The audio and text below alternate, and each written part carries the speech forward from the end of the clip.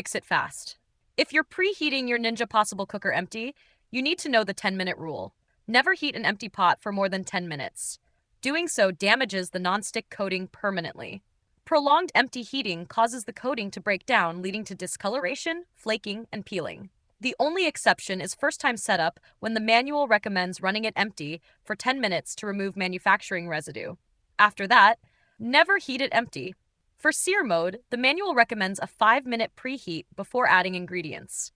Add oil to the pot first, then start sear mode.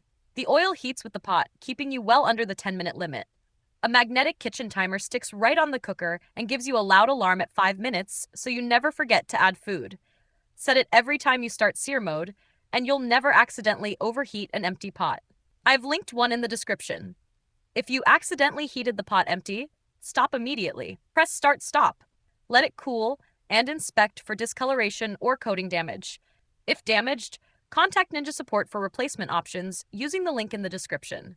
If this helped you avoid nonstick damage and protect your pot, subscribe to No Filler Fixes for more fast appliance help.